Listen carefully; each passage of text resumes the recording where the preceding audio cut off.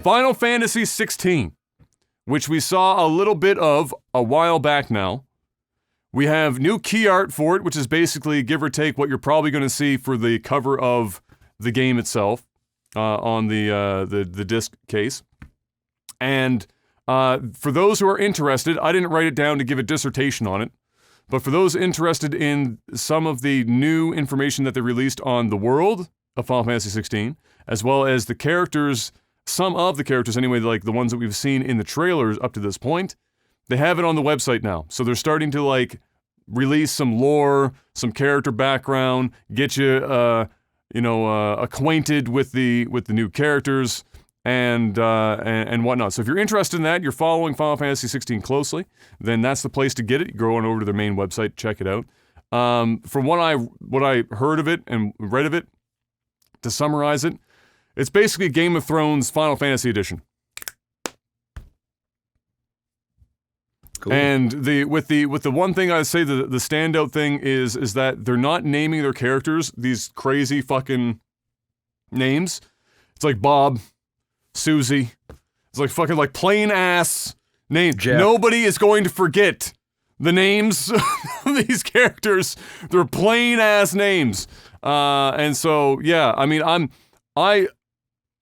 I'm mildly excited for this insofar as that the people doing the combat, while it's not my favorite form of Final Fantasy combat, it's at least a pedigree of people working on it, the Devil May Cry folks, that make good action combat. And so if it's going to go action combat, at least they have the people involved that are likely to make the action combat good. Is there anything that a Final Fantasy game can do to get you interested in Final Fantasy again after you had played? Did you ended up playing Remake at some point, didn't you? Or have you played that yet? No, you I still haven't played it. No, I still haven't played it. And I'm in no rush. I'm out of Final Fantasy. You've checked out. Pokemon out. Final Fantasy out. I'm gone, man. They lost me a long time ago. What was it that got you out the game? What was the as an old school Final Fantasy guy who obviously has a big heart for 7, 8, 9 probably, or would be like you're that core group. What was it that got you? What was the thing that where you looked at it and said, you know what, this ain't for me anymore? I don't know. I don't think it's just one specific thing. I mean, my priorities also changed. Like in terms of, I became a streamer, so I didn't have time to play the games as they were coming out. Like I did play 13. I actually enjoyed 13. I didn't hate it. As the series went on, I grew to appreciate 13 in ways I didn't think I would. I didn't hate 13. I actually enjoyed 13 a decent amount.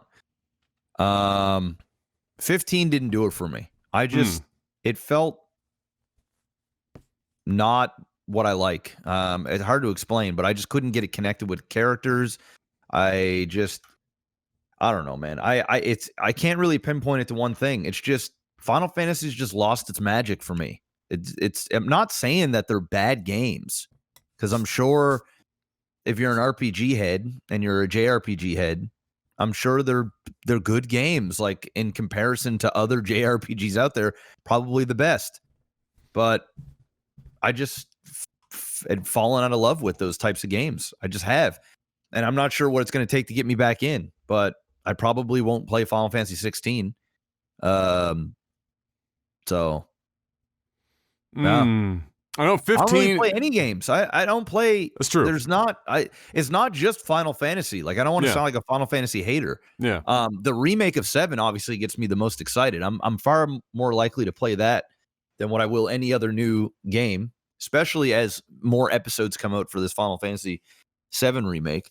But it's just games in general, and we've gone over it before, so I won't rehash it. But I just don't feel the same way about gaming. So yeah. I would say 15 for me was, it felt, I don't know, maybe I can hit on some points that sound right to you. For me, 15 felt like the McDonald's of Final Fantasy. It's commercial as fuck. And I don't just say that because it literally had Amex commercials, Coleman Stove commercials, and an entire quest line dedicated to cup noodle. So in the literal sense, it was commercial, but it felt commercial in how it was displayed. It was kind of like somebody who had an appreciation for Final Fantasy at a high level decided they wanted to set out and make it, but wanted to just make it in the modern, like modernize it. But like modernize it in that kind of commercial way, not in a we love video games kind of way, but we love how much money video games can make us kind of way. That's what Final Fantasy 15 felt like to me when I played it. And like my biggest disappointment with it was that there were one or two moments in that game that were really fucking amazing, and they completely ruined it by commercializing it. Like the points that I've said before, where so Ignis, Prompto, and Gladiolus, your three companions, the boy band brothers, all three of them at different points in the game disappear at some point, and then they come back, and Noctis, the main character who you're playing, asks them individually in conversation, "Yo, so where were you?"